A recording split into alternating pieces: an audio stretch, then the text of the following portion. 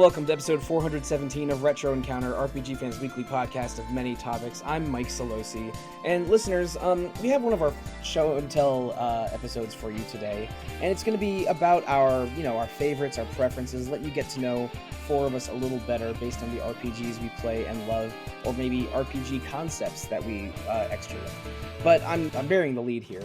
We have a special guest for you, so we're going to introduce him first. YouTube's own David Vinc. Hello, David. Hi, everybody. How are y'all doing? Glad to be here. It is an honor, David, because I know that a lot of our audience and a lot of our staff, frankly, have been watching your videos for quite some time.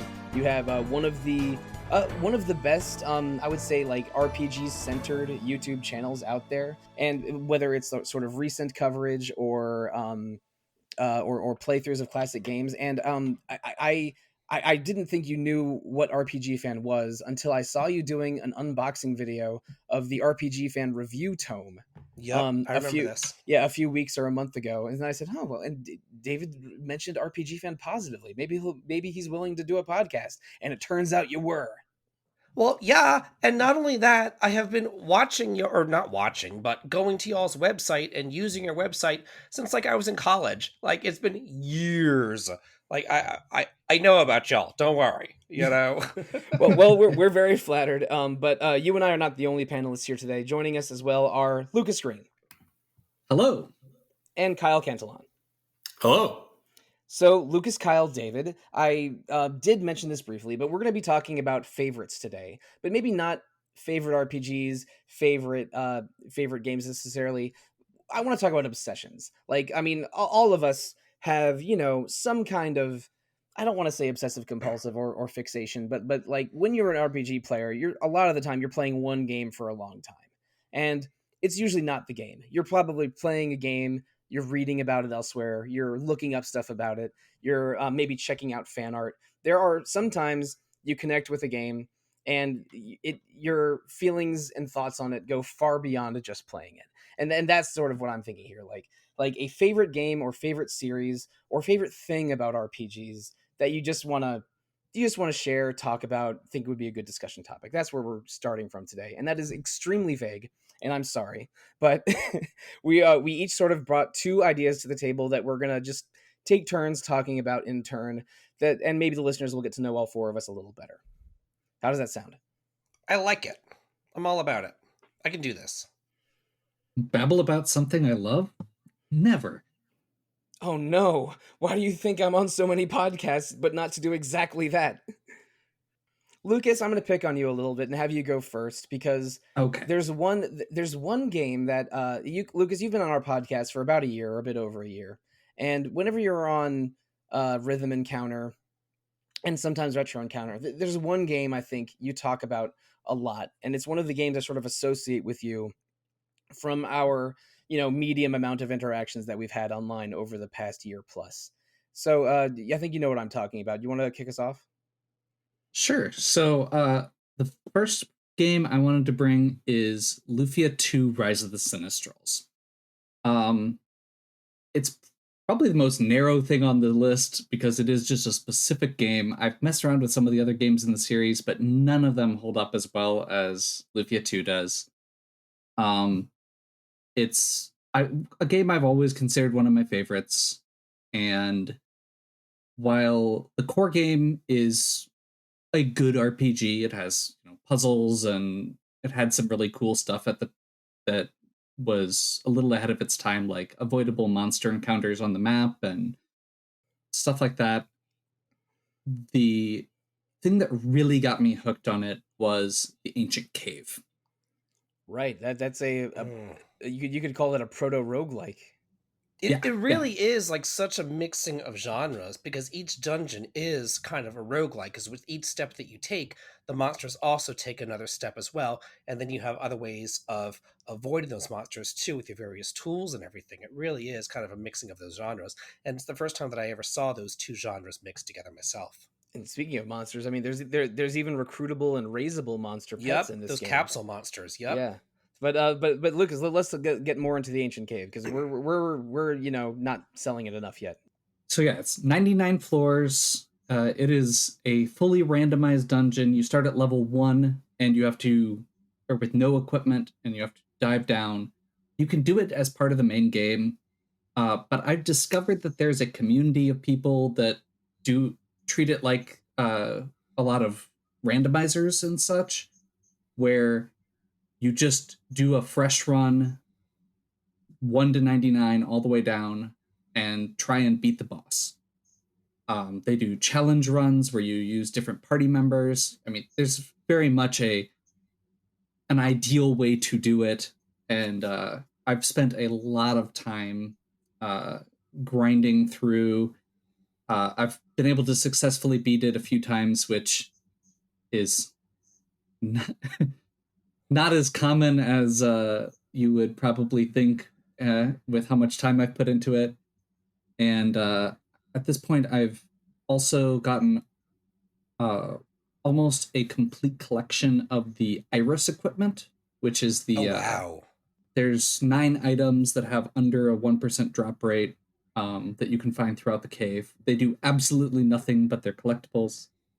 Um, so yeah, that was kind of probably the thing that I've spent the most time on with Lufia. Uh, and it kind of ended up being my gateway into a lot of other randomizers and roguelikes and stuff like that as well. And I like watching speedruns, but the idea of actually focusing on one game enough to do that has never appealed to me. But games like this, where it changes every time and you have to adapt, are something that I still really enjoy. Yeah, Lucas, I've seen your YouTube channel a bit, and you play a lot of fan hacks and rap randomizers of just two examples: Pokemon games and Final Fantasy IV. And and like Yes. when we were talking about Final Fantasy IV in some podcasts a month and a half ago, you were talking about how like certain equipment from the randomizer and not from the main game. So Lufia 2 is, I mean, on your short list of favorite games and was your gateway drug to so many other genres and things RPGs could be. And I mean I've played Lufia 2. I'll be a little bit more blunt than you. I think it's the only good Lufia game. Like Lufia 1 is so much less. The action RPG remake of Lufia 2, which is called Curse of the Sinistrals, is not a great DS RPG. I've only played the Game Boy Color one a little bit and wasn't impressed. But Lufia 2 is a standout Super Nintendo RPG that was way ahead of its time, and the Ancient Cave is almost like a roguelike mini RPG inside of a bigger RPG that, yeah, it's Lufia 2 is special. And listeners, if you haven't played that one, we haven't really spoiled anything. You can find a way to play the Super Nintendo version and go for it. I have to say, I just have to say, you need to give the Game Boy Color Lufia game another chance because it Okay. is one of the best games on the Game Boy Color, and its dungeon crawling uses the ancient cave kind of as its inspiration. Every single dungeon you'll go into, and it will say something like, "This dungeon's 5 floors." And you go into it, all the chests are randomized, all the encounters are randomized, the entire dungeon's randomized and it goes through the entire game. The overworld is static, the towns are static. It really is such a good game. And in as far as the ancient cave is concerned, I just want to piggyback off of what he was saying and say that if you do it in the main game, the very, very, very, very, very first time that you get to the ancient cave is the best time to do it because your Yeah, party because configuration you got is the Decar with best. you. Yeah. Yeah. Yeah.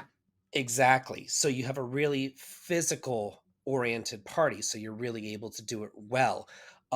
But there is something called the gift mode where you go through and you actually complete Yes. the game 3 times. You're able to just dive into the ancient cave and you're able to choose what party you want to go into the ancient cave with. And there is definitely an optimal party and a sub-optimal party for going into it. I've beaten it myself, but only with the optimal party. Would you play it would you replace Ceylon with Artea or something? Yes. Okay. Yeah. 100%. Yeah. Yes. It would be Maxim, Guy, Dakar, and Artea. Right. Yeah. Or Tia. Artea is technically better, but Tia is comparable.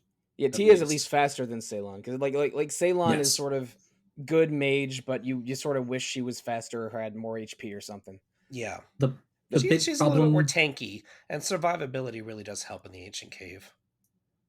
And you got to use that light capsule monster for the healing, too. The only time I really made headway into the Ancient Cave was when I was playing through the game a second time, and I was able to get the Gades blade, and Oh because Yeah. yeah. you're allowed to bring some equipment in and out based on Yeah. whether it's a rare item or a blue chest versus a red chest, and I let the Gady's blade carry me through the first couple floors, then I got some other good equipment, and I did a pretty good run.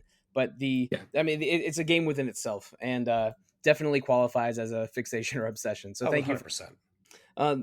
Okay, so thanks for that, Lucas. And you know what? I think I'll go next because there's another game with randomized dungeons, or at least semi-randomized dungeons at first that compelled me, but it was really something else about the series that compelled me more when I first played them. And I'm being a little too vague here.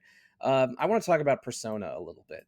And listeners of Retro Encounter, maybe you've heard me on our Persona themed episodes. I can get a little too excited during them because I have spent an unconscionable amount of time playing Persona, mostly in the 2010s. I think I'm trying to remember how this went exactly. I believe I rented Persona 1 at some point in the early 2000s and found it bad and confusing. I just did not enjoy it.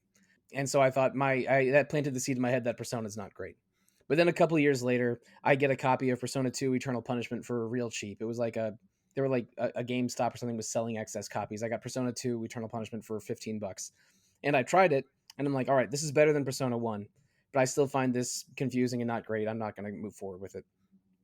But then fast forward to the early 2010s, I received Persona 3 Fest as a gift to with my friend Paul telling me, Sollosi, you got to play this thing. I know you've been disdaining Persona for a decade or whatever, but trust me, play Persona 3. So I did. A new obsession was born. I played through Persona 3 twice back to back.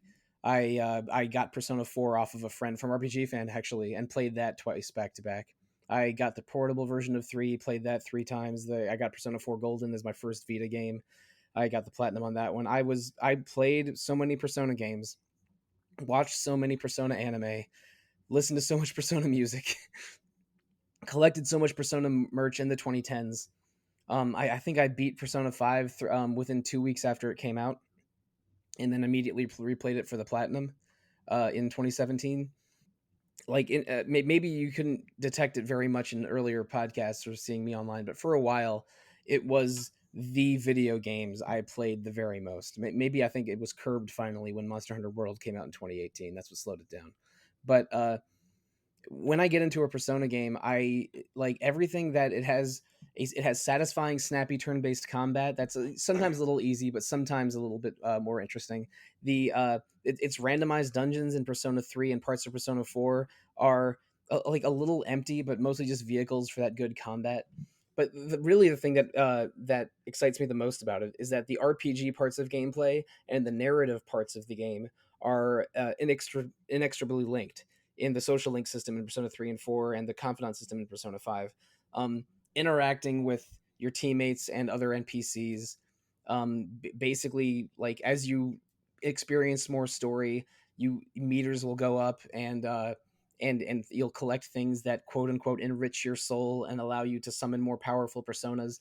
There's a monster collecting aspect to it for recruiting these Shin Megami Tensei demons that you can summon. Basically playing the dungeon parts enhance the narrative parts, and playing the narrative parts enhance the dungeon parts. And the characters themselves are for the most part interesting and go or at least they go interesting places. Like I love in Persona 4 how there's a character who is sort of confronting his own ideas of masculinity, another character that may be in conflict about their gender identity, another one that is that is worried about being viewed as a sex object and whether that's her true self or not. Like these are not the normal struggles of RPG characters. And when I was experiencing those games for the first time, I was so compelled that I definitely count Persona as one of my favorite series now. And before you tell me to go home and play a real Shin Megami Tensei game, I've played a lot of those too, and they're very good. But for some reason, when a Persona game hits, and it's the narrative feeding your RPG stats, making you better in the dungeons, and then going back to the narrative, it's just an incomparable gameplay loop. And I didn't like Persona 5 as much as 3 or 4, but you bet your ass that I'm excited for Metaphor Refantasio when that happens, because that looks like a fantasy Persona in all but name. So I've been talking for way too long about one of my favorite series, and I apologize for that. But yeah, nothing quite gets me fired up about playing a game the way a Persona game does. That was going to be my question, actually, was going to be how do you feel about Metaphor? Because it is so similar to Persona. We just got like a half an hour of Metaphor news, talking about the world, talking about the combat system, talking about their bonding system and how archetypes would work and class systems and everything else. So it really is kind of Persona in I don't want to say it's Persona in all but name, but it is definitely, it's taking the Persona gameplay and it's putting a different coat of paint on it, and it's taking it out of a high school setting and putting it into a different setting. And I, for one, am really excited about it. Well, I mean, yeah, I'm excited about it because it's Hashino who was the real architect of Persona 3, 4, and 5 with with character designs from Soejima, who was really the main character designer of Persona 3, 4, and 5. But them not being confronted, or I should say not confronted, not being confined by what Persona has to be. Like, this is not a game set in Japan with teenagers that stumble upon mysterious powers that are linked to the crisis facing that modern Japan. Is giving them close to total freedom in setting and character design, but allowing them to apply their RPG sensibilities to a new kind of game, and that's very, very exciting to me. And what I've seen so far, there's a lot of Persona DNA in Metaphor. It won't have the burden of expectation that the way a Persona 6 would, and that's very, very exciting. I know that they are making a Persona 6 somewhere in the depths of of a dungeon in Sega Atlas headquarters, and it's not going to have Hashino as the director. But for I am perfectly willing. Well, I'm willing. I am fired up to play a new Hashino game that isn't Persona. But the fact that I know it's the Persona guys behind it is quite exciting to me. If anybody that's listening wants to know like how we're defining obsession, I think Sollosi just did a great job of it. Oh boy, I'm just thinking about like in the mid 2000s me downloading the reincarnation albums for Persona 4 and the limited Persona 3 and 4 club mix CD that came out a while ago, before the getting platinum trophies on all three of the Persona dancing games. It goes deeper than I'm hinting. I can say at least Persona soundtracks are a lot more listenable over a long period of time than Lufia II soundtrack. Good, but not nearly as listenable over a long period of time. You're underselling Battle 2. Come on, get a Okay, the Battle 2 is Battle amazing. 2 is a banger. My experience with Persona was very similar to yours insofar as I looked at Persona Revelations and I was like, this looks like complete garbage. And then I remember reading a review of Persona Eternal Punishment, and the headline was, at least they got the subtitle right. This is nothing but punishment. And I'm like, God, this series sucks. Why does this keep on going? And then Persona 3 came out, and I'm like, I'm not playing this. Give me a break. The first two are such garbage, you know? And then it got like an award for like game of the year, and then the Fez version came out. It was only like $20 to get the Fez version, so I'm like, whatever, I'll give it a shot. And it was the first one that I played, and I really enjoyed it. So yeah, I kind of got into the series in the same way that you did. I should say I did go back and play Persona 2 Innocent Sin and Eternal Punishment later. Both of them on the one of them on the PSP and then Eternal Punishment on the Vita much later. And both of them these are cool, good RPGs. They're excellent. I did not give them I did not give Eternal Punishment a fair shot in 2006 or whenever I first played that. Those games They're are both great. getting remakes too. I would love that. It's unconfirmed, but I think that there is interest in the Persona 2 mini There's like sub-series. 99% confirmation they're getting remakes. So If they make some modern UI and have me not have to grind for fool cards for 1 out of 64 drops just to make yeah, one line of Persona, then I welcome it. Yeah, I don't even care about the random encounters or anything that much. I care about like replacing the card grinding with something like Shin Megami Tensei 5 or Persona 5 would be all that it needs, or close to all that it needs. I'm sure that they will. You know, they talked about it's not like a remaster; it's like a complete remake. So I think that they will. I have a feeling that if Persona 3 Reload does numbers, I think it probably did, we're gonna get more remakes like that, Yeah, and frankly, I'm excited for it. Reload did a really good job of modernizing certain things while still keeping the spirit of it. So if they keep that with something with 2, that'd be great. now I've shared with the world how much the Persona series means to me. Um, but let's have someone else take a turn. David, I mean, you're the special guest here, and the preview that you gave us is about some different series. So how about you pick one of them and share some feelings? Sure. So I'm going to take us back in time to the 1980s, and I'm going to talk about Dragon Quest, or Dragon Warrior, as it was called back then. It was my very first RPG I ever played. I got it in 1989, and there was nothing else like it. Like, I was completely obsessed with it. I could not stop playing it. Nintendo Power kept on putting article after article after article out about it. They even did like a whole like choose your own adventure thing in Nintendo Power, showcasing exactly what an RPG is and how it works.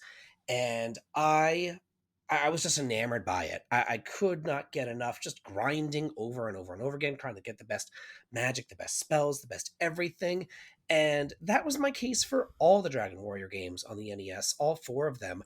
I absolutely loved them. I remember I got Dragon Warrior 3 whenever I broke my arm in fourth grade. And my mother felt bad for me, and I was sitting at home for a week, and she got it for me. She wheeled the TV into my bedroom, and I sat there and I played it for like ever and a day. And the instruction manuals back then, oh my gosh, y'all, we don't get instruction manuals now, but back then they were like 100 pages. Like, I'm not even kidding. Like, I would read these instruction manuals cover to cover. It was unbelievable how wonderful they were. The original Dragon Warrior 1 came with a magazine, it came with a laminated card, it came with its own instruction manual, it came with an experience chart, what the spells did, it came with artwork. Like the Dragon Warrior 2 and 3, they came with a huge world map, it came with monster data and everything. I would sit there and study these maps constantly. That spell chart would have come in handy because sometimes NES RPGs under-explain some of their skills and tools a little bit. That was actually something that I really liked about the Dragon Warrior games, was that it was very self-explanatory insofar as what each spell did, as compared to something like, say, the Phantasy Star series. Phantasy Star 4, where every spell's a nonsense word and they don't tell you what they do. Yeah. Yeah, they don't tell you what they do. But in Dragon Warrior, it's heal, heal more, heal all, heal us all. It's very self-explanatory, Fireball, Ice Bolt. It's like, duh, you know what they do. You know what I mean? It just made it super easy to figure everything out. And then to be able to go back and play through, especially Dragon Warrior 3, with all the different job classes. I have a thing about job classes. I love job classes. They have so much replayability to every single game that they touch. Oh, we can talk after we record, because I almost made job classes one of my things for this episode. But job classes. Continue. Oh, yeah. You told me that it's PG, so I'm not going to say what I normally say about job classes, but I love job classes. So, I remember like the instruction manual will tell you various party configurations to use. They did the same thing in Final Fantasy Legend 2. They gave you various party configurations to use. And then I remember also in Nintendo Power, there were these little cards that you could collect. I don't know if any of y'all had a Nintendo Power back then, but there were these little playing cards, and there was little perforations, and you take them out of the Nintendo Power, and on the back of it, there was a challenge cards, and it would say like how you could challenge yourself. And it was like a bronze medal was going through the game with 3 pilgrims. You might get a silver medal challenge card by going through with 3 merchants, but you got the gold medal challenge card if you went through with 3 goof-offs. So it was just a different way to like challenge yourself. It was like trophies before trophies. Yeah, I was gonna say this is an analog and achievement system. Yes, exactly. And the 3 goof-offs is probably just the worst until you get to the tower, and at which point it becomes a lot more fun. For the uninitiated, goof off is a class that's not very good in Dragon Quest 3, but they can class change into a sage once you reach the Tower of Dharma at some point, and at which point they're the best job in the game. But anyway, please continue. Yeah. So I mean, just being able to play that game, and just all of them. And I know that Dragon Warrior 2 had its issues, but even that game it's just so different. The music still sticks with me even now today. Whenever I'm sitting here and I'm writing scripts and I'm making top 10s or making reviews, I will put on Dragon Warrior music, especially Dragon Warrior 2 music. Something about traveling with friends. That particular tune just sticks with me. And I have loved the Dragon Warrior series like just my entire life now. It's been with me since I was 7 years old, and it's still with me today. And it's still the same classic series that it always has been. It is the one constant, the one anchor in my life that I can look at and say, this thing is never going to change. This is always going to be the same, and I'm always going to love it, unlike another RPG series that I'll talk about later that has changed over time. Not a fan. But, it is so nice to have just something that is constant. You're going to love it, and it's always there with you. And that's, I guess, why I'm obsessed with Dragon Quest, with Dragon Warrior. That is a great way to put it. The idea of just it being this constant, and it still evolves a little bit as the newer games come out, obviously. Yeah. But even though they put more focus on the characters and have more of that, anime story going on in the background, it's still the same Dragon Quest behind that coat of paint. I replayed Dragon Quest XI recently, for this podcast, in fact, and I mean, a lot of stuff in Dragon Quest XI could have been in an RPG 10, 20, 30 years ago. It's a wide variety of skills and spells, but it's still turn-based combat that's very clear and easy to communicate. The skill tree is not that far removed from something that could be in an older game, but is very cleanly presented. And the 8 playable characters in Dragon Quest XI each represent one of the jobs from Dragon Quest III. Yep. So so Dragon Quest is a series that's always reminded of its past and never wants to betray its past. So every Dragon Quest game, I don't want to say they all feel the same. That's an oversimplification, but they are cozy and familiar in a way that is enriching rather than boring. At least to me. But some people will be like, "Man, I'm sick of turn-based combat." It's like, well, this is the wrong crowd for you, son. But also, for some reason, you articulated it very well, David. Dragon Quest is a constant. It is a beautiful familiarity and not boring repetition. Exactly. And I like how you took 11 and you brought it back to 3, because I don't want to spoil anything, but there's actually a storyline tie-in to that as well. Oh, there sure is. Pass tie-in too, which is just so cool, because once it hit that storyline tie-in, it kind of hit me. I was like, oh, Sylvando's the goof off. Oh, Rab is the merchant. No. I think Rab's the sage. Oh, I guess Rab would be the sage because he can use both and has some sage abilities. But Dirk the merchant is a guy that you can help a couple times in the game. He's the one playable class that wasn't in 11, and also Thief, which is Eric in 11, was only in the Game Boy Color and SNES remakes and the SNES remake. Yeah, right. Yeah. But I don't mean to correct you. The references between 11 and 3 are many, but it's in an exciting way and not in a rote way. Oh yeah, 100%. It's just such a good series. I love it, and I feel like it gets a bad rap in the West, and I don't really understand why, because it's great. It really is. It's great. And people just, oh, it's boring. It's always the same. There's something to be said for a nice familiarity. There really is. And some people could say, oh, well, Persona's always the same. It always has that press turn combat. It always has social links. But people seem to love that. So what's wrong with Dragon Quest? There was a period of 6 years or something in the 2000s where Atlas released 7 press turn video games back to back with the Personas and the Digital Devil Sagas and the Kuzunoha games, and which are all kind of the same combat as Shin Megami Tensei 3. But that's neither here nor there. Familiarity and constancy does not necessarily mean boring, and no. I think Dragon Quest is a great illustrator of that for sure. And honestly, to me, I play so many different games. It's nice to not have to reinvent the wheel every single time that you play a game. It's nice to be able to pick it up and be like, oh, this is what I do. Okay, moving on. That also sounds like a veiled criticism of another series we're going to talk about later. Oh yeah. But we're going to avoid those criticisms for now. You know what? I think let's stick to some classic turn-based RPG series, because Kyle, you've been a little quiet so far, but the notes you gave us ahead of time communicated very clearly to me that there's one turn-based series that maybe gets you more excited than just about any other. and maybe you're playing a certain game right now that that harkens back to that specific series. Are you buying what I'm selling? I'm completely buying what you're selling. I'm having a great time just listening to everybody's obsessions and being reminded for the what feels like the umpteenth time that that I've really found my people.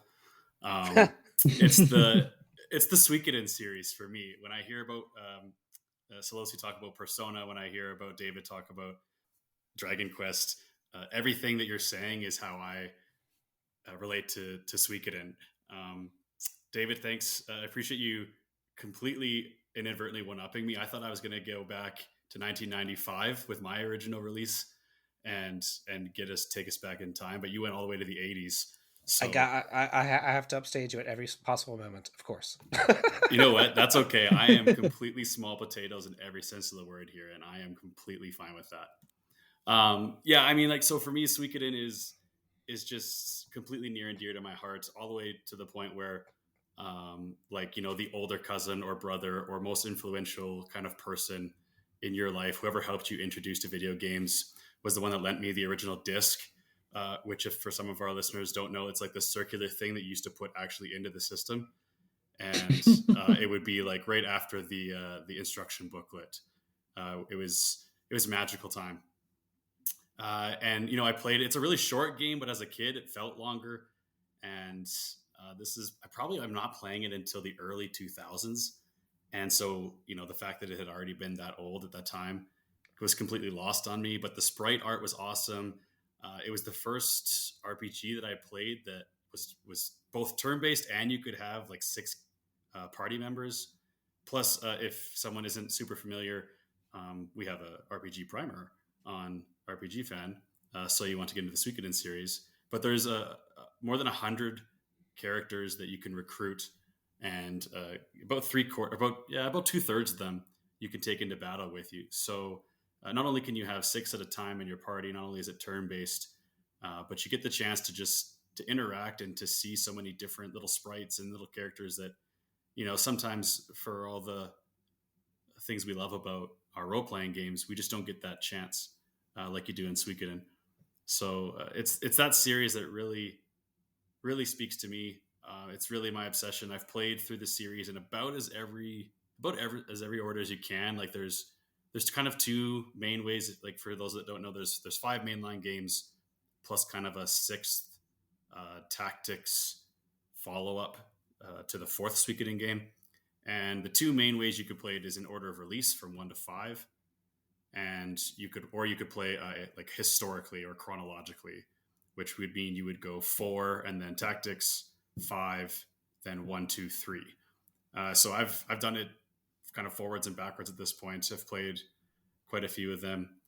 I've played each of them quite a few times, and I've probably used every character possible to the point where, if for some reason you thought to look at the notes that I just ended up preparing this ultimate party for no reason, because I just had fun doing it.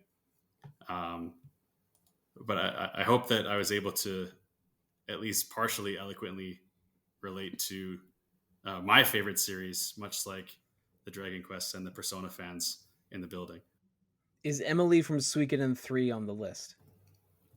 No, she would be. All right, never mind. I don't care anymore. I prefer Juan myself, but Emily is. Juan and Emily are they're the Larry Bird and Magic Johnson of Suikoden 3. I have an odd relationship with Suikoden because it was a series that I read about way more than I ever played before finally deciding to play one, like I think 6 or 7 years ago. Actually 6 years ago in 2018. And then, but I liked Suikoden 2 so much, I went back and played Suikoden 1 and 3. All 3 of them have podcast episodes.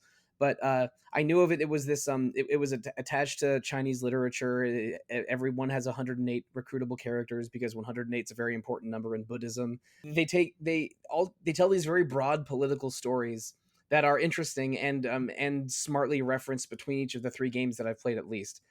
So it's a series that always feels much bigger than the actual game space that it's in, because in each game you're in just 1 or 2 corners of a larger world, and you see the different parts of the world as you play other games, and events of other games are referenced. it's a series that feels big and is big, but is smartly and neatly designed. Like there's a way to get all 108 and then and fill out your list and get the best ending as a result. And the character diversity and recruitment and skills and runes available are so wild that building your ultimate team, like you were referring to, Kyle, is can get a little wild. I mean, I'm always going to lean towards tanky melee fighters like Emily and Juan, and who's the big lady from Suikoden 1, who's I think Emily's mother. Oh shoot, starts with an R. Ronnie. Yeah, Ronnie Bell. That's her. Yeah, Yeah. yeah, Ronnie. Right. Yeah, I Yep. love Ronnie Bell. But That's a deep cut. yeah, I think Ronnie Bell was in my final party in Suikoden 1, but I'd have to double check. This is a very very special series that that and it sort of, I think everyone understood just how loved it was when the Eoden Chronicle 100 Heroes Kickstarter was such a big success several years ago. And we're in a very weird emotional place with Suikoden now because Eoden Chronicle came out very recently, and but sadly, Yoshitaka Murayama, the creator of Suikoden and Eoden Chronicle, passed away a few months ago. So he never got to see the success of Eoden, but he did at least understand that so many people love Suikoden and that they were excited to support him with this new game. So yeah, like Suikoden is very special to a lot of people. Whenever RPGFan publishes a Suikoden thing, we have Twitter and Facebook comments out the wazoo. So and there's a lot to love about it for sure. Even though I am somewhat of a latecomer to the series. It's really weird. Just hearing you talk about it, like I feel like you and I have the inverse relationship with Persona and Suikoden, because I was a big latecomer to Persona, and like 5 was the first Persona game that I played, and I actually started with a little bit of the reaction that you and David had. I was like, hey, what's the big deal? Like everyone, I keep reading about this game of the years, and I finished 5, and Persona 5 is really good. It's really solid. I was left a little bit miffed, but then I've gone back, played 4. I've played a Shin Megami Tensei game, and it's very much rapidly growing on me, and that's like stuck with me now. I feel like we have sort of inverse relationships, which is really interesting. Oh, I am so weird about different games. Like East was another game I thought was terrible for 2 decades until I finally played a good one. Because for a long time, my only East experience was Wanderers from East on the Super Nintendo. Don't play that one. Same. Oh man. Oh, I thought it was terrible. That's a rough action RPG. And then I played Ark of Nepishtim on the PS2, and I was like, oh, this is actually pretty good. Yeah. Like when I heard that Oath and Felghana was a remake of Wanderers from East, and I played that, I'm like, this is not the same game. This is a great action RPG. But we're not here to talk about East, although I could in another lifetime. We're here to talk about Suikoden. So Lucas or David, I mean, Kyle just poured his heart out to us about his experience with Suikoden. Like, how excited are you for Eoden / how much do you love Suikoden? Well, I've already beaten Eiyuden Chronicles, and I've beaten all the other Suikoden games. I've loved them. I played them upon release. I remember driving all over the boonies of Georgia to find Suikoden 2 whenever it came out, because nobody had it, but I had to have it. Paid like $80 for it too, which was ridiculous at the time, because PlayStation 1 games only cost like 40. Related, I just got Suikoden 5 last year from my local used game store, and How much was it? It was $110. Yikes! Oh, But geez. I still have that complete in box. Woohoo!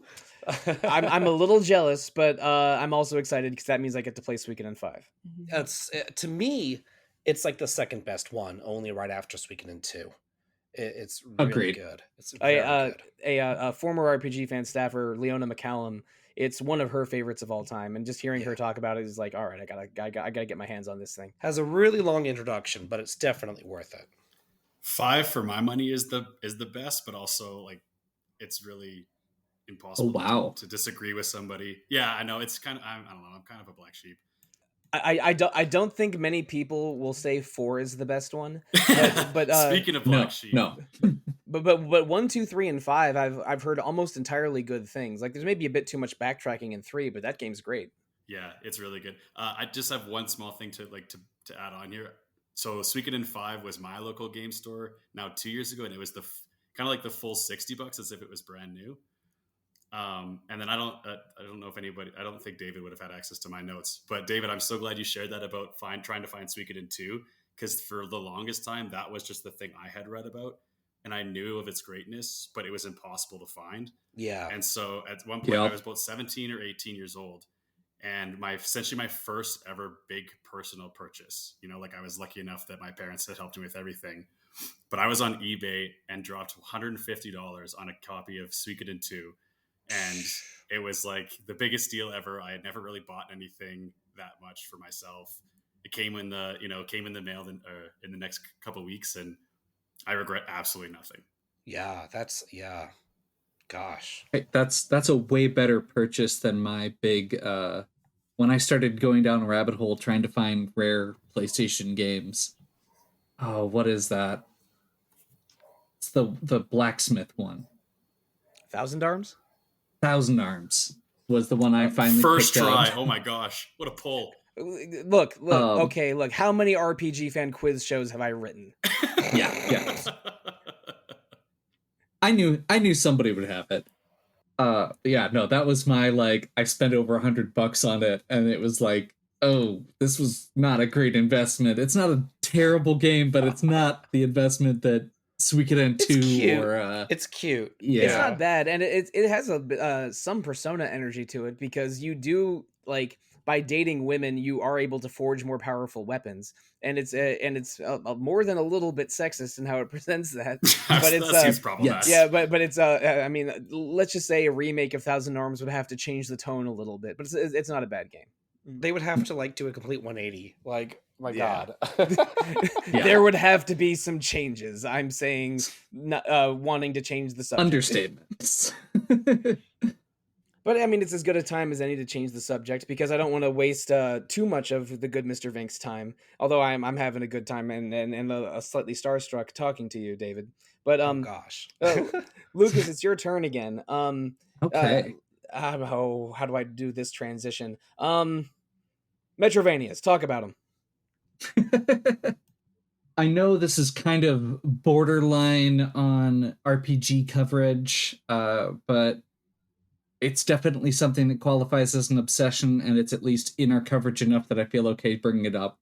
I love Metroidvanias. I think it is one of the kind of broadest genres. There's so many different kinds of them out there, and it's something that's been with me since I was a kid, sort of, at least. I know a lot of people wouldn't call Blaster Master on the NES, a modern Metroidvania by any means, but it definitely has its roots in the same space. I would call Wizards and Warriors 2 for the NES a Metroidvania adjacent. Yep. I loved Blaster Master. Say what you will about it. I thought it was fantastic. It is also one of my favorite games, and also has a great soundtrack. Oh my God, the soundtrack is insane. And the remakes are the Blaster Master Zero remakes are all pretty solid as well. The modern ones. In the early 2000s, I got into the Castlevania, was it Aria of Sorrow and Circle of the Moon and all those for GBA and DS. Oh yeah, there was a GBA trio and then a DS trio. 5 of them produced by Koji Igarashi, and they are all various degrees of banger. Yes. And then also, I mean, there's Portrait of Ruin and what's the other one? Order of Ecclesia. Order of Ecclesia. Yeah. That all came out around that time. Really enjoyed those. Didn't really know. I mean, at that point, Metroidvania wasn't really a term still. And then in the early 2010s, I started getting into the indie corner of Metroidvanias with stuff like Cave Story, and it all kind of went downhill from there.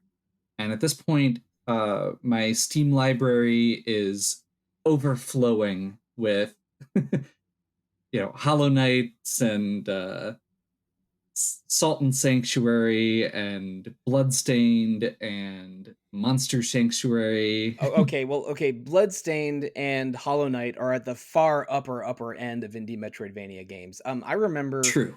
In the early days of Kickstarter games, when video games were very popular on Kickstarter, and maybe not quite before the tabletop boom on Kickstarter, it seemed like there was a new indie Metroidvania trying to get made every month. And for every, I mean, some of them really didn't materialize, like Heartforth, Alicia, and whatnot. But I mean, that did give us Dust and Elysian Tale and Hollow Knight, and I think also Time Spinner, and those Yep. are excellent. Those are excellent. I love Time Spinner. We should do an episode on Time Spinner. But yeah, no, at this point, my Steam library is like, I think I've got about 70 games that are in that Metroidvania folder, and another like 10 on my wish list, and another 5 Kickstarters that are in there. And I know we mentioned, you said those are some of the higher end ones, but you know, I like to go out and find some like I'll go on and do like a sort by Metroidvanias under $5, and just start going through the dregs for looking for good ones, and I found some decent stuff that way. I've been guilty of that myself on Steam, but for JRPGs. So yeah, I really can't fault you there. That's a Yeah. digital bargain bin, like an online version of going to a video store back when we had video stores, and all of the under $5 Exactly. things that they were just trying to get rid of. Ender Lilies was one that came out a few years ago. I know Ender Magnolia just came out recently. I do have Ender Lilies in my 2 playlist. I have a copy of it, but I have not gotten around to it yet. And you know, for every good one, there are some not as great ones. I wasn't super impressed with like After Image that just came out recently. I've heard good things from other people, so maybe they fixed it. That's one of the downsides of playing these indie Kickstarter games, is a lot of times they get patched after the first month. I mean, yeah, for every Blasphemous or Time Spinner, there's probably 5 Heartforth Alicias. Yeah, Curse of the Sea Rats was one that I waited for like 5 years on. I think 3 to 5 years, somewhere in there.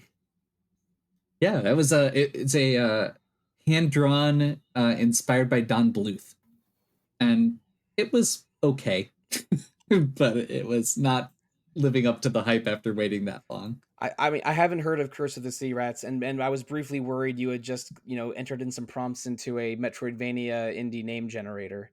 But you could just start making up titles, and I would just believe you. It's like, oh yeah, I totally didn't play Pyramid of Crystal Fire. It's like, I have had that reaction before several times, because exactly that, of it's just like the Last Case of Benedict Fox was another one that I had mentioned offhand to somebody, and they were like, are you just making stuff up?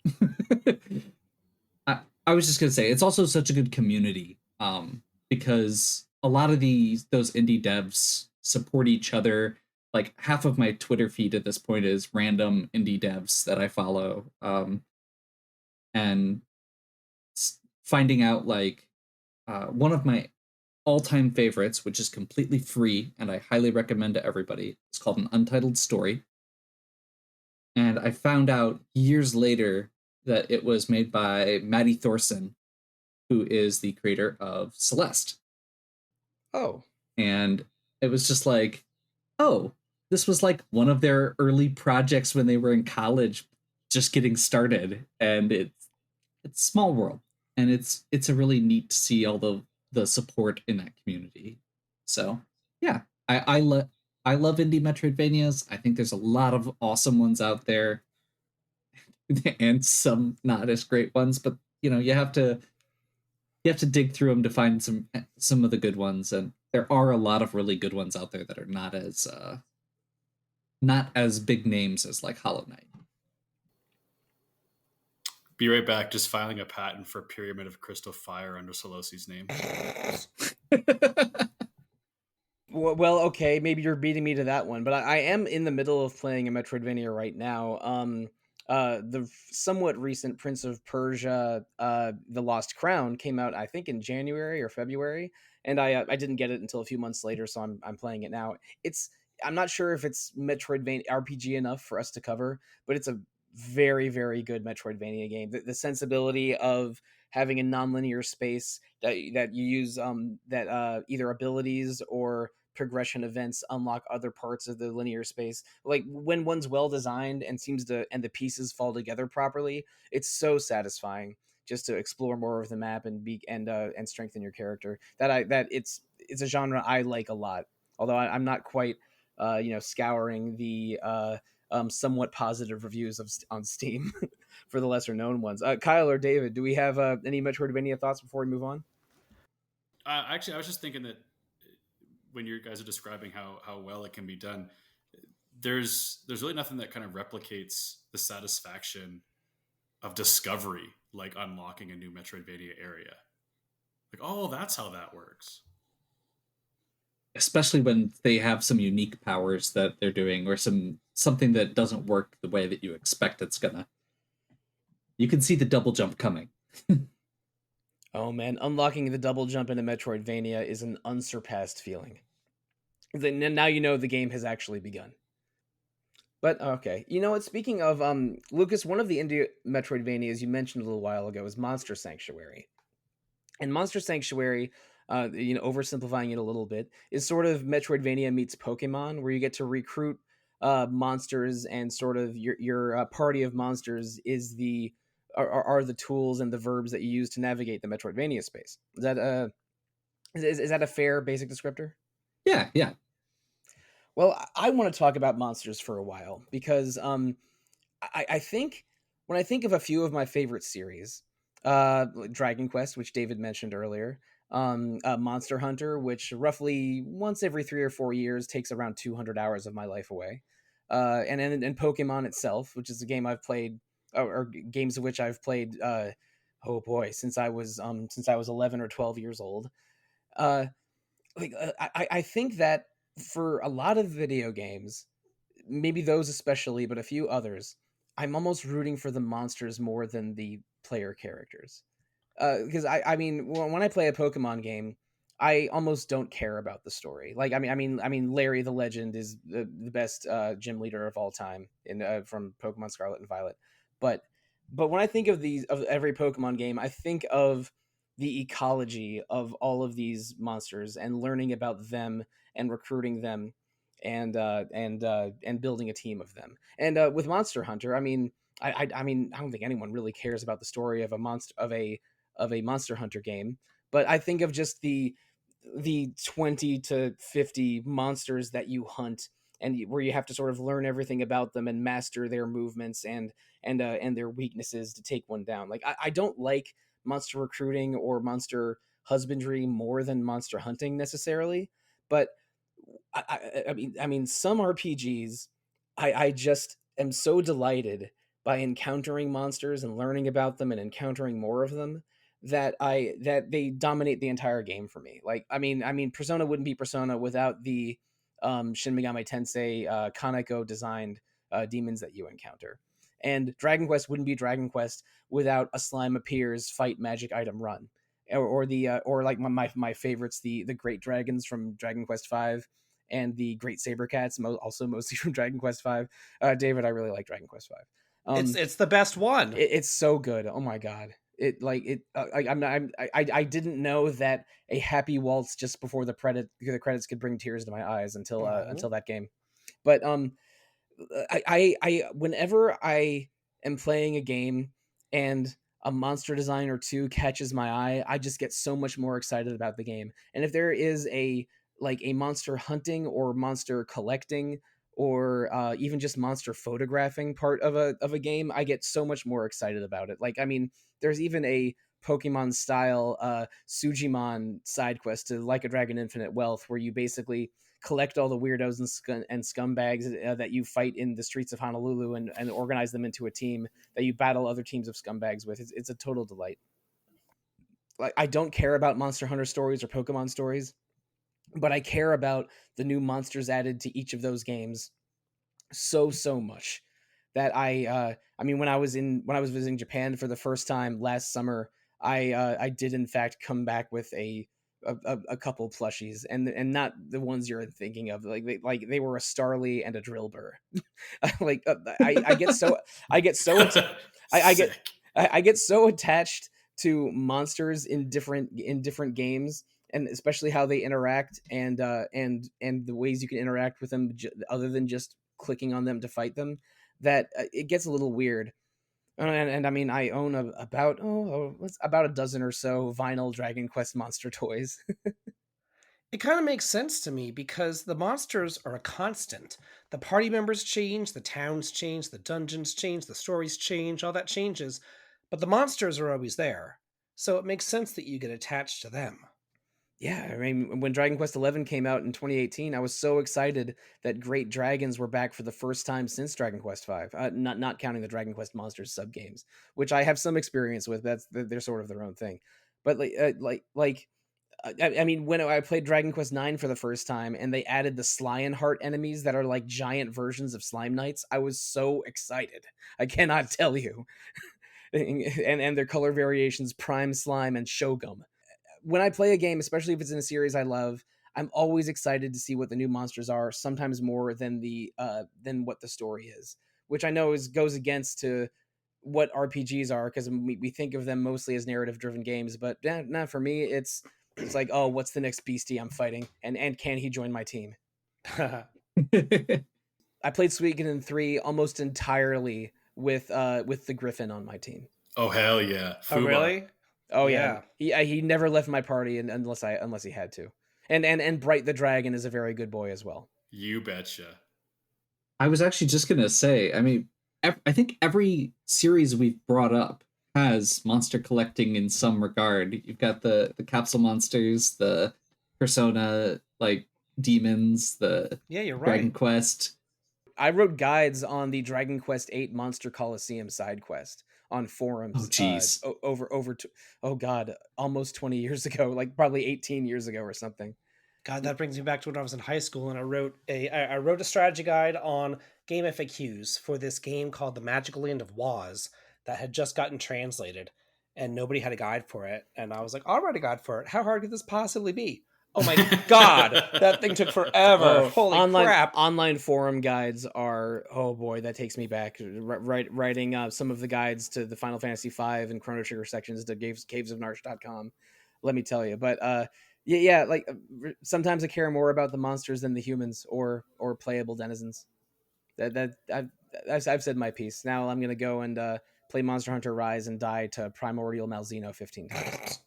Is it like, so my first question then, or my first thought is like, do you have, you said you brought plushies, you have a few things laying around. Do you have an ultimate sort of all-time favorite, or do you just have a favorite from every series? Like, how would you even go about trying to? I have multiple favorites from every series. Like it's hard to it's hard to identify a single one. Like my favorite Pokemon is Snorlax. And my favorite Monster Hunter monster is Rajang, which I don't know what that says about me, but maybe I just like huge intimidating roadblocks. But when I take in a monster's design and role and how it fits in with the other monsters, it just feels like it feels like I'm exploring something more than just a video game. I'm exploring an actual living world or ecology with these completely unexplainable monsters that are all carnivorous and hostile. This Rajan thing is wild. Oh no! If you want to have a real scary time, look at the Monster Hunter World Rajang trailer. This is not a friendly monkey. No, this is the monkey Donkey Kong runs away from. I think part of the Rajang ecology story is that it hunts down elder dragons and doesn't officially become an adult until it beats one down and breaks off a horn and eats one. Woof. Oh. Yeah, but yeah, That's sometimes lovely. sometimes Monster Hunter gets a little dark. I mean, so does Pokemon if you read the the dex entries. Oh yeah, I mean you can't fool me. Blue's Raticate absolutely died, and he was visiting it in Lavender Tower. Okay, whoa, just a second. His Raticate leaves his party after you fight him in Cerulean, and the next time you see him, he is at the tower in Lavender Town where you mourn dead Pokemon, and the Raticate's not in his party anymore. I know that's probably debunked because that's not how Pokemon work, but I have been convinced for decades It just fainted. that Blue's Raticate died. It passed away. It is deceased.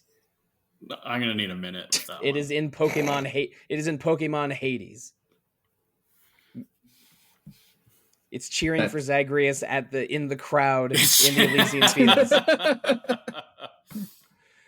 But okay, maybe we don't need to talk about the morbidity of Pokemon a little bit. David, how about the morbidity of a series that can't seem to make up its mind about what it is? Oh, you mean Final Fantasy?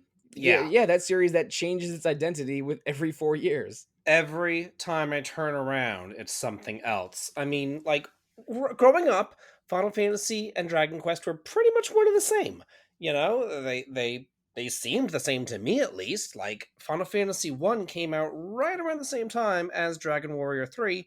Um and you know, you could change your job classes around, you could choose what you wanted, you can go around, you'd find, you know, the 4 crystals, whereas in Dragon Quest 3 you're finding the, you know, the 6 orbs, all that. You have the airship over in Dragon Quest 3 at Ramia. It seemed the same. But then Dragon Quest kind of fell off the face of the earth whenever the SNES came out, but Final Fantasy kept on going strong, and it was with me throughout my teenage years. And I loved the stories that they would tell. I was obsessed with the stories from Final Fantasy IV and from Final Fantasy VI at the time.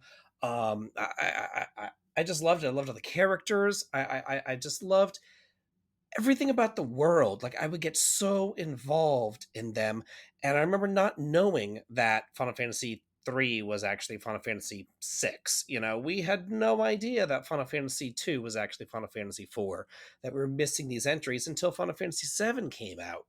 And then that's when we finally learned. We were like, oh wait, what happened to all the other games, you know? And we were waiting, we were looking, and then emulation came out, and I was able to go back and get translation patches, and I played through Final Fantasy V, and I went back and I played Final Fantasy 3 and 2. Ugh, God, what a dumpster fire that was. But it was really then, whenever I was going through emulation, that it kind of clicked with me, and it occurred to me, oh, they're not all the same. They always change. Because if you look at 1, it was just job classes. You look at 4, you know, they were kind of job classes. You couldn't pick and choose, but, you know, Cess was a paladin, Rosa was a white mage, Rydia was a summoner. They had their job classes. Then you look at 6, and they kind of had job classes there too, although everybody could use magic. You know, you had Edgar with the engineer and the tools. You had Celeste being able to use runic and absorb spells. You had Terra being able to go and morph and use double damage and all that kind of stuff.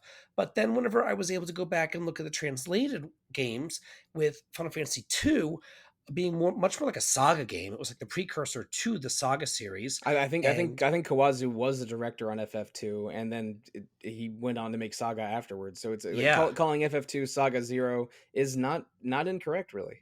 it really is. I mean, it's open world as well. Like you can go, you're not supposed to, but you can go to like one of the final towns at the very beginning of the game. If you wanted to go down to Mysidia, you can. You have to be really lucky to get there, but you can, you know. So it was completely open world. Um, and just the way the leveling and all that kind of worked and everything, it was just very, very different. And then whenever I played 3 and 5 with their job class system, how different it was from the 1, 2, 3 that I had already played on the NES and SNES, it kind of clicked to me that this is so different. Let alone the fact, if you look at 7 with its materia system, 8 with its junction system, and then 9 kind of going back to the basics, it just kind of it made me realize, oh, everything really is different here. But I enjoyed those differences back in the time up until about, I'll say, the Final Fantasy 13 trilogy came out. I was okay with the turn-based combat in 10. I was okay with the open world gambit thing that they were doing in 12. That was fine with me. And then 13 came out, and I was just like, oh, what's going on here? What's happening? What's going on? You know, why is this so linear? Why are these characters so unlikable? What is happening here? You know, why am I stuck in this dungeon all the time? Like, what is going on? And then it just seemed to kind of like go off and do these weird things lately. So I guess I could say that my obsession with the series is a little bit waning, if that makes sense. Like I'm still obsessed with it. It's still Final Fantasy. It's still a huge deal to me. But is it like the end all be all end of the world whenever another one comes out? I'm kind of like, no, I don't know, because I don't know what it's going to be like. If you look at something like Persona, you know what that's going to be. If you look at Suikoden, you know what that's going to be. If you look at Dragon Warrior, you know what that's going to be. With Final Fantasy, you don't know. And that makes it hard to be obsessed with it. It really does, because it's hard to say you're obsessed with something if there are entries that you just kind of despise, you know? And I'm sure that everybody has an entry in Final Fantasy that they love and another one that they really hate. And that's kind of a shame that that the series has gone from being so great to something so polarizing, if that makes sense. Oh, I get it. Trying to describe what a Final Fantasy game is can be quite confusing.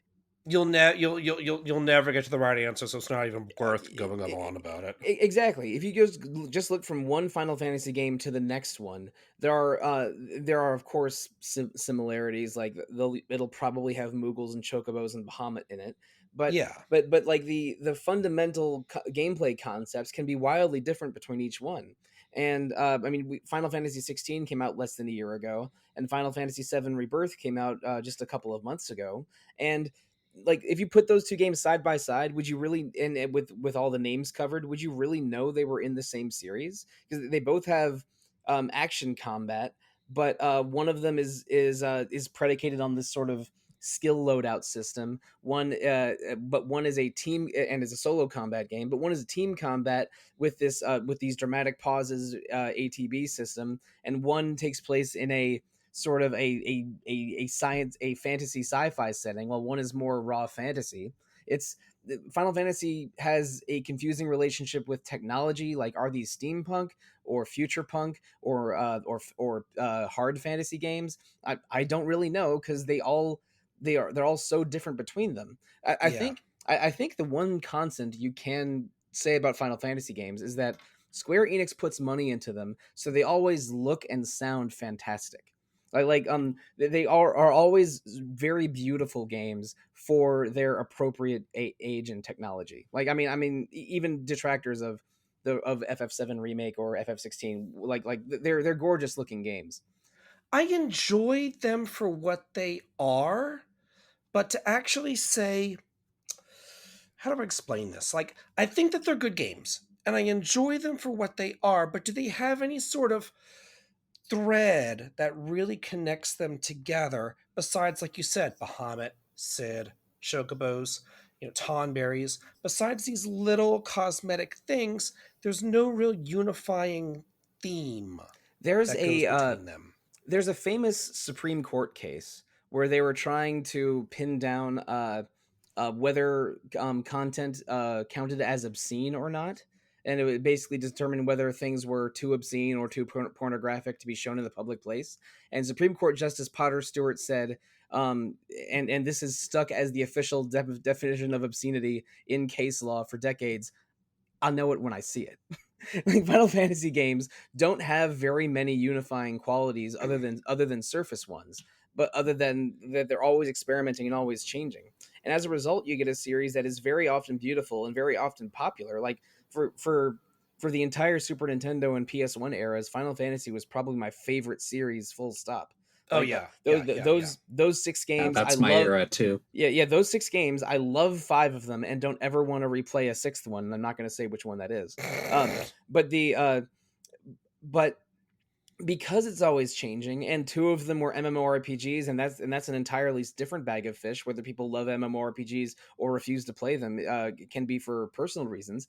These games are almost always expensive and high effort, but there's sometimes it's just confusing the wild swings that they take and sometimes miss. I thought FF13's combat and movement and stuff was good when you're in the last quarter of the game and have a full party, Yeah, but for most of only the at the end. yeah, and for a while you have two characters in your team, and you can't actually do the fun class switching that you need a party of three to do.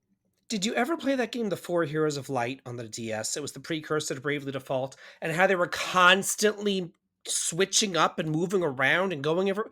It drove me nuts. That was Tomiya Asano's game before Bravely Default and Octopath Yeah, Traveler, and it's a little bit rough to play. I think now it's a late era DS game. and there's also targeting issues and inventory issues too. But anyway, the whole thing about them, like, there would be times you only had one out of the four characters in your party. It was ridiculous. And it's like, you're supposed to be class changing, you're supposed to be trying to level up these jobs, but you can't. if your party's moving and changing all the time, it was the same thing with 13. And it's so crazy how, I mean, Saga Emerald Beyond just came out, and and that's unmistakably a Saga game. Mm-hmm. And Dragon Quest XI, we've already talked about a lot this episode, is unmistakably a Dragon Quest game. But like, can you compare Final Fantasy 15, 16, and 7 remake side by side and say these are the same series? And it's confusing. Like, I think that all of them are Final Fantasy games. I just avoid defining what a Final Fantasy game is. You can say that's not my kind of Final Fantasy game, Yeah. but Yeah. it's everyone's relationship to any series like this is personal, of course. But yeah, it's Final Fantasy is uneven and confusing, but I think at least consistently good looking. You're not wrong there. And if you look at 1 through 10 and you compare 1 through 10 to 11 through 16, they're just night and day, you know? It's almost like the primary creator and developer left around that time. It's interesting. It sounds like there's a certain degree of predictability that we are all feeling in the obsessive parts of our interest, right? Like the argument, or one of the arguments being that because Final Fantasy isn't necessarily predictable from game to game anymore, it's like, David says, it's hard to be obsessed with it. Whereas if you look back in a lot of our other earlier parts of our conversation, everything is almost like a formula that we get obsessed with. Mm-hmm. I mean, my favorite part of Final Fantasy 16 was doing the rare monster hunts at the end. Maybe they think that's consistent with my love of monster hunting. Yeah, that tracks. And it's also one of the unifying themes of Final Fantasy is having those monsters, the Tonberries, the Aramons, the Bombs, those various monsters. That's a unifying theme. You can look at that and say, oh, I remember fighting those back in 1990 when Final Fantasy 1 came out. But nothing else in the game is really bringing you back to 1991 when it first came out. I feel like a lot of the older Final Fantasy games did have more unifying themes. They always had this kind of, a lot of times had this like magic first technology, a little bit of an environmental message, especially with like 7. There were usually elemental crystals of some form, even if they were dead summons in 6, or magic spells you put on your weapon in 7. But, and I know I made the somewhat joking comment about the team changing, but I mean, if you look at Square, they did change a lot over. I mean, the company merger with Enix was around that time. They stopped being just Square at that point. They really started focusing on the tech. I mean, they've always, like you said, been focusing on the technology, but they had the technology available at that point to really go in on the graphics and stuff like that and be experimental. I don't think it's a good idea to attach anything to the merger. I mean, the merger actually, Enix was deemed more valuable than Square at the time because Square had tanked their stock with how badly the Spirits Within went. Spirits Within. But generally speaking, because personnel has changed, I mean, there's something to be said that Yuji Horii still made Dragon Quest 1 and 11, and Kawazu did work on Saga 1 and Saga Emerald Beyond. When there's a unifying vision behind a series, you do get that consistency and recognizable themes. But Final Fantasy changes its identity between every game, which is confusing, but I think not always bad, because I mean, I genuinely really, really liked both FF16 and FF7 Rebirth. So change isn't necessarily bad, but sometimes I feel like they change just for the sake of change. If you know what I also feel like with some of those, especially the later ones, they are great games, but they're mostly using the Final Fantasy name for recognition more than as a through line to the older series. I can agree with that. So what we're saying is Final Fantasy 17 should be a monster-catching Metroidvania game that that uses every monster design from 1986 to the present. also somehow there's a roguelike turn-based dungeon in it. I'll be the Cactuar. But you know what? Maybe one thing that Final Fantasy really could use is some more team diversity, some more character variety, so you have more efficacy when you are in combat and can build that team for yourself. So, Kyle, maybe this is piggybacking off of your Suikoden discussion from earlier, but you have team building parentheses character recruiting in on the show notes here. So you want to talk about maybe an obsession you have with team building? I do, yeah. I think it's a little bit interesting, especially as we kind of wind down the conversation. I think it was Lucas mentioned all the games, all the activities we've been talking about, all the obsessions, have some type of monster elements, catching or identifying elements. I think it was David mentioned earlier about how much we love job classes. These are all the things that I obsess about when I think about team building. And there's character recruitment in itself for me is such a fun element of team building, but it's not every RPG that you play or even every game that you play that you can get to 8, 10, 12, 40 characters. Like you're usually looking at 100. strategy RPG. Yeah. Oh yeah. 100 heroes even. You're looking at like strategy RPGs. You're looking at the Suikoden series.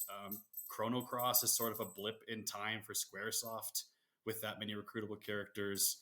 And so it really comes down to not just recruitment, but like the concept of building out your team that I realize that I obsess over more than anything else. So Divinity Original Sin 2, I logged easily more than 100 hours in that game. And a large portion of it was just becoming completely immersed in the various ways that you can build each one of your characters and how each of those builds would interact with the other builds that you're doing. And then you kind of go cross-eyed and you lose a lot of sleep just aimlessly thinking about how many different ways you can do this. Like RPGs are famously accessible because of the fact that, leveling solves everything. You can just level up enough where you overcome the obstacle that is in your path. And so for me, like team building is a way that I like to take on this challenge too. So from Suikoden earlier, there are some fights that are more difficult than others, but in general, as long as you have a way to deal magical damage or physical damage and then heal the damage done to your party, you can pretty much take on anything that the game throws at you. Sollosi off air talked about how Pokemon technically has hundreds of available recruits. And although some of them are like super cute from a monster perspective or really just kind of interesting design, for me, it's always been about what's the most balanced party? What do I need going into this gym or this area? How strong is this particular monster's, evolution? And how is that going to, how is that going to fold into sort of my later stages strategy? Especially like as you get to the later generations of Pokemon where the Pokedex is getting into the hundreds, like the possibilities for team building are essentially infinite. Like there's just no way that you could realistically expect to duplicate a team if you compared, several trainers or users across different platforms. So I find that, even in my everyday life, like this is something that I really enjoy doing. And it's really just not the monster thing, but, as a teacher or as a coach, yeah, teenagers can be monsters, I'll be honest. But as a teacher or coach, like it's a huge passion of mine where you're just, kind of seeing that day-to-day progress and trying to get everyone to buy into their job or see how they can contribute to a greater victory for the whole team type of thing. So when you're coaching, do you choose your starters or your lineups based on would this character be more suited for the front row or the back row? Without question. Yeah, absolutely. Doesn't matter what sport I'm doing. We're organizing into rows or jobs or columns. We're dealing magical damage on the other side of the net. Like you better believe it. My favorite Western RPG is NFL football. Yeah. Oh man. See, okay. You take turns on offense and defense. There's tanks and sort of control focused characters and fast attackers. Football's an RPG. Listen, you won't get an argument from me, and I did skip that little part of my because I think maybe just had to leave that for the end of session question, because it turns out I do this in a lot of different areas when I'm gaming. I think I guess the final note here for team building for me is that I actually notice it even more when it's absent. So we just talked about Final Fantasy, and I think that as much as I can recognize that Final Fantasy 16, for example, is gorgeous and brilliant and hilariously over the top, I really kind of petered out towards the later third or later quarter because I just was missing, a lot of that next step in my brain about, okay, so, like I'm just smacking everything around. I can use Phoenix and Ifrit's moves. I know exactly what you mean. I could change things up, but like there's really no reason to because elements don't matter. There's no status effects. And so I ended up just actually falling completely off before I even quite got all the way there, regardless of how brilliant the narrative, the graphics, and the characters were. And that was kind of really what drove home it as an obsession for me. Once I lose sight of what the team, the strategy element, the build is, it can be difficult for me to stay engaged. Piggybacking off of what you said about Final Fantasy 16, I think I even said that in my review whenever I reviewed it. I said, I kind of wish that, if they're going to go full action, they might as well make it like Secret of Mana and make, Clive the hero, make Jill the girl, make Torgal the sprite or something. I don't care, give me a 3-person party and then let each person have their own abilities, give Torgal moon magic, give Jill ice magic, give Clive fire magic and just call it a day, Let it Torgal summon Bahamut. Yeah, like just something to make you want to change your party members to do something. You couldn't even equip them with armors or weapons or accessories. Like, give me a break. Yep. That's been one of my biggest problems with a lot of the later Final Fantasy games is the lack of equipment and the lack of like identity that some of the characters have as far as mechanics go. Because it's like, don't get me wrong, bangles are great, but give me 5 equipment slots and let me actually mix and match and switch characters in and out and get the right person for the right team. Yeah, why can't I have a sword, a shield, a helmet, a piece of armor, and an accessory? Why is it just sword and accessory? If you really want to, you could play Final Fantasy 14, which gives you maybe too many equipment slots. But that I don't mean to give a cheeky counter example. Like team building and character customization is crucial to some RPGs, and when there's less of it, like in a Final Fantasy 16, that's where you get into these strawman arguments. It's not an RPG. It's not my Final Fantasy. That that won't really go anywhere. But yeah, team building, character customization, I really get weird about those. I'm probably more interested in job systems and class systems than something like a Suikoden where with 100 characters in it. But that's only because I love job classes. There's nothing rude about. I'm not saying anything rude about games with large casts in them. But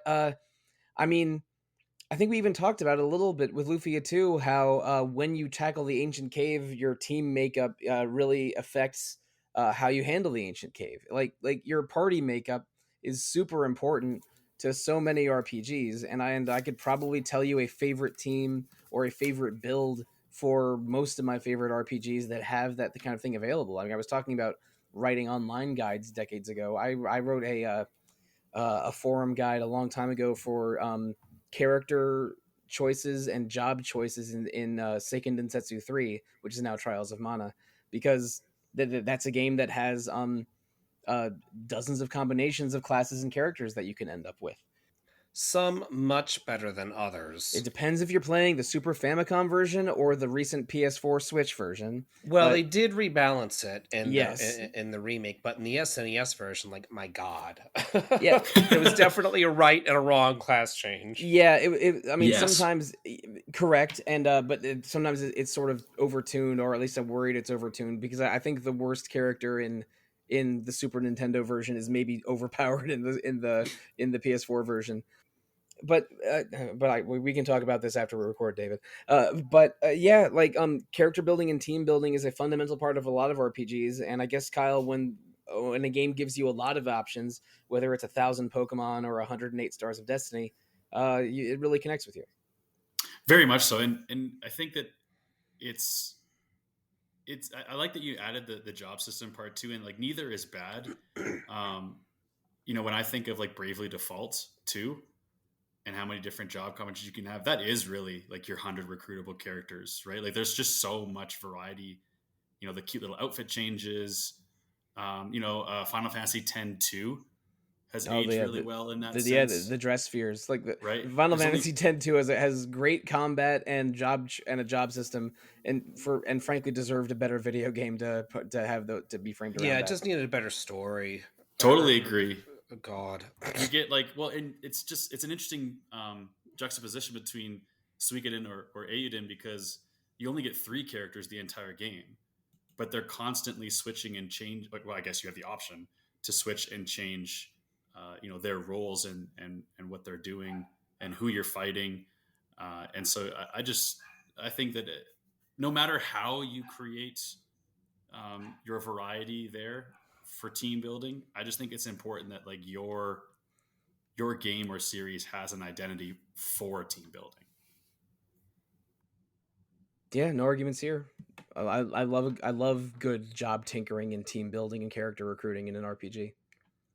I just think that there's sometimes I feel like series might go overboard with too many characters, like Eiyuden Chronicles, Suikoden. Oh God, Radiata stories. Oh, good God, aren't there yeah. Big shouts. Yeah, aren't there like 140 characters in that game or Yeah, something? something like that. Yeah, it's kind of ridiculous, and you end up just choosing your favorites and you use your same 20 or so whoever, and then the other 100 are just benched, which sucks. In Suikoden, you have to. They're constantly saying, "Oh, I want to go on this mission," so they're required, and you have to use them, and it is what it is. And then the war things. I was a little bit annoyed at the end of Suikoden 1, where 3 of your 6 party members are set. And you can't. And when normally you can choose 5 out of the 6. That's legit. You only get to choose 3 out of the 6. So I was a little bit annoyed at that because the game was very good about party variety and player choice until that moment. Yeah, that's a good point. I think maybe when it's done really well, if you have a lot of characters, the game offers one minimum. Like, so in Suikoden 2, I'm thinking about the Luca Blight fight. So like you have one situation minimum where there is some high stakes and you are being asked to use your 18 best or your 20 best. Yeah. Right. And so they do something similar in Eiyuden Chronicle too. How at the end of every Fire Emblem game you have the one map with 24 units or something. Yeah. Right. Yeah. So like, every I think when it's done well, the game presents at least one challenging situation, if not more, where you're trying to diversify or use as many of the characters that make sense, because everyone's going to have different favorites. I think that might be sort of one small counter, right? Like of the 100, it's hard to know. It sounds like Sollosi's going to have 8 monster characters in his, whereas it's going to be a punch girl and 5 monsters. And mine might be 6 handsome swordsmen, and maybe I don't have any healers, and then that's a bad idea. But so I do all think it's blacksmiths or flying squirrels. 1,000 Arms remake. I did use the Red Ranger flying squirrel for a large part of the beginning of Suikoden 2. Oh yeah, it's a squirrel Sentai, and you can't tell me otherwise. You're not wrong. Wouldn't dream of it. But all right, if I'm talking about Japanese tokusatsu squirrels, maybe we're nearing the end of the episode. So first, I want to thank all of you, Lucas, Kyle, and especially David. It's been a thrill talking to you, Mr. Vinc. Well, thank you. I've had a great time being here. Yeah, I mean, fundamentally, all of us just, I mean, what podcasting is just getting excited about a niche topic and talking and having a fun conversation about it. And I mean, why do you think I'm on so many podcasts? But I mean, David, someone that is as accomplished as you in the fan space related to RPGs, it has been a blast, and I hope you had as much fun as I did. Yeah, this is great. Yeah. And Lucas and Kyle, it's also great having you guys around. I mean, Kyle, this is your first episode of Retro Encounter, I think, and Lucas, you've been on a couple already in 2024. But I mean, we have between us four very different perspectives and at least different relationships with Final Fantasy, at least. You got to bring that up again, don't you? It all comes down to what's your favorite PlayStation Final Fantasy game, doesn't it? Oh God, 9. Can the 8s and 9s really get along? I'm not sure. No. No. Man, nine is so slept on some days. I mean, I'm counting myself. At least 3 of the 4 of us like 9 the most. Well, actually, you know what? If Final Fantasy Tactics counts, then that's my number 1. Yeah. Oh heck yeah, Yeah, that's I think fair. Tactics. You don't want to talk about a game with some team building and some monster recruiting baby. and some thematic consistency. You know what? That's the best that's one all we needed. because it has all the characters, it has all the job classes, it has monster capturing, it has everything. It's almost like they should remake it. The only thing missing Almost, is a proper gunblade class. Oh boy. Well, anyway, but before we shut it down, I mean, we had basically 8 ideas or games or concepts that we talked about for most of this episode. If there's one you want to shout out before we shut it all down, now's the time. I was going to say it right here. I almost had job classes instead of Persona on my list because I get bonkers about job classes. I mean, I want to play the 4th Bravely game whenever it comes out, mostly to just dress up my characters in different jobs. I even wrote it. Oh God, do you know anything about the Bravely 2nd Ghost build? No, what is that? Oh boy, there's a way to get your character as a ghost, which means they're dead. They have 0 HP, but their ghost is alive and they can still cast spells. And then if you give them a bunch of red mage and wizard skills and the yokai class, then you can have them deal double damage with spells when they're at full MP. But if their HP is under 20%, all spells cost 0 MP. And you can get the chain spell ability, so they cast 2 spells at once, and the spell echo ability, so there's a 25% chance that they cast a spell again whenever you cast it. Then you then combine wizard spellcraft, so you can cast and then break 4 times tinkering to cast meteor. A double meteor 4 times in a row with a 25% chance of it getting cast a second time. And while you do that for 3 of your characters, while 1 character is just a knight guarding with 2 shields equipped at once. Bravely Second's a great game, folks. Yeah. Broken game, apparently. But oh yeah. Oh my God. Yeah. Once you have a ghost mage set up, you win every battle on the first turn. It is the dopest. Oh, and then you can, instead of using rain or meteor, you can also use the pierce spellcraft to avoid shell and reflect. But anyway, does anyone else have obsessions of theirs that almost made the list? I don't know how to follow that. Wow. Look, I could go 2 episodes deep on just Bravely and Octopath job tinkering. All right. Good Lord. You got 1 episode for the Ghost Mage. I don't know what else you're doing in the 2nd episode. Well, I'll go ahead and say we brought it up a couple times. I almost went with Pokemon as my second one instead of Metroidvanias. You know, I've got a full decks. I've been playing a lot of Pokemon fan games recently, so I'm currently sitting at like 315 hours on Pokemon Reborn. So yeah, I like Pokemon a lot, but I think I kind of had a similar thought to what David said about Final Fantasy, in that I've kind of been waning on my obsession with the main series because it's been moving further away from your core concept of loving Pokemon. Yeah, it's and part of it is also that I'm not the target audience for Pokemon, and accepting that and moving on with my life. That's a tough one. That's what fan games are for. Yeah, we're all men that are, putting it very generously, over 25 years old. And every new Pokemon game has to be a child's first Pokemon game somewhere. So it's exactly. sometimes they design down, and it's a little frustrating if you're trying to, as I am, enjoy Pokemon when you're almost 40. Oh my God, the latest one I played, that professor, he was like, It was like one of the very first things in the first 5 minutes. And he goes, "What is chuggy?" And I'm like sitting there, I'm like, "The hell is this? I don't know." I go on my Discord channel. I ask them. They don't know what it is. I'm going on Google. I'm Googling the stupid thing. I still can't figure it out. That's like 20 minutes on this stupid question. I'm like, you've got to be kidding me. I don't know what this stupid thing is. Do you have any idea what I'm talking about? Is this like a Gen Z slang localization choice? Something like that, yeah. And like, and like the people going on and on and on about this Ayuden localization thing. I want to say, go attack Pokemon for this Chugi thing. I don't know. It was literally a question that the professor asked you with like a multiple choice answer, and I'm like, I don't want to get this wrong. I just started the game. I want a perfect file. Blah blah blah blah. And I'm like, well, I don't know the answer to this. Give me a break.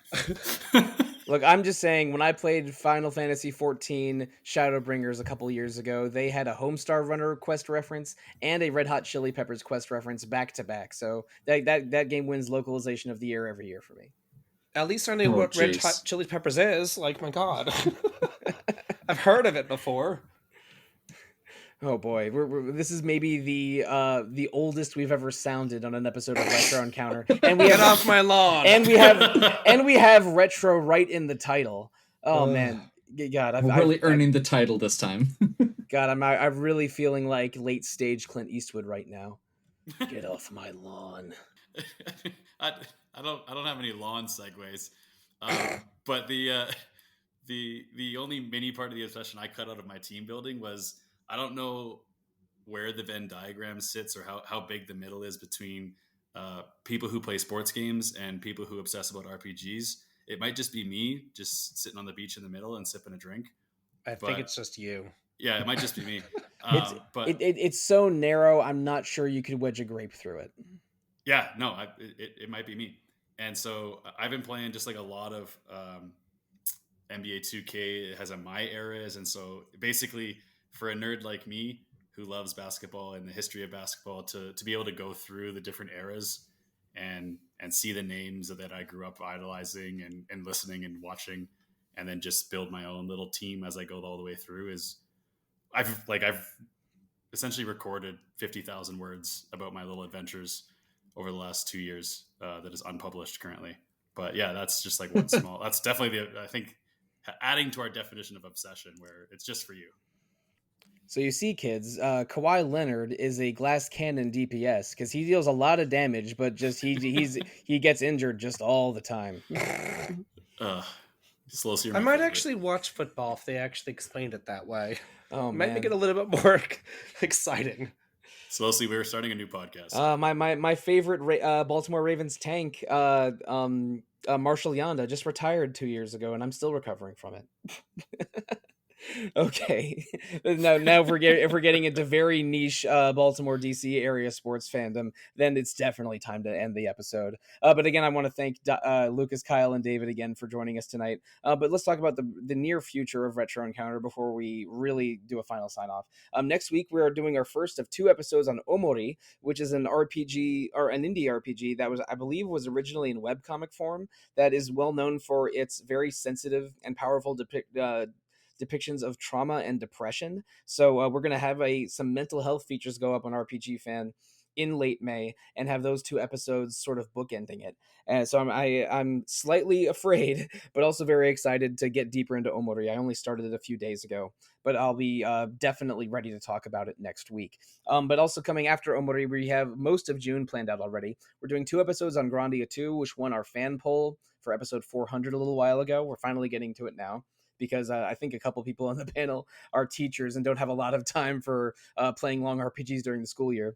And also we're doing an episode on a game we've mentioned several times in this episode, Ayuden Chronicle. We're doing a spoiler cast on Ayuden Chronicle 100 Heroes, probably in early June. I am a bit further along in that one than I am in Omori, but I still need to get my act together and play more of that. My May is going to be full of Omori and Ayuden. But and that's what we have so far for June. But listeners, if you want to message us about Ayuden Chronicle or Grandia 2 or the Ghost Mage build in Bravely Second or anything else that we discussed in any of our episodes, the best way to come in contact with us is to email retro@rpgfan.com. You can also find RPGFan on Facebook, Instagram, Threads, Twitter, Twitch, YouTube, always called either RPG Fan or RPGFancom. And also our own RPG Fan Discord is a great way to interact with us. Please interact with us however you choose. whether it's the actual content on rpgfan.com or those social media venues. But also on the RPG Fan website, there's a shop, rpgfan.com/shop, where you can find 2 links. One apparel store hosted by TeePublic, where you can get clothes, coffee mugs, phone cases, emblazoned with the RPG Fan Emerald Shield, and another with a link to the Hyperplay RPG store. They are a UK-based book publisher that released the RPG Fan Reviews collection, which, David, we talked about almost 2 hours ago on this very podcast.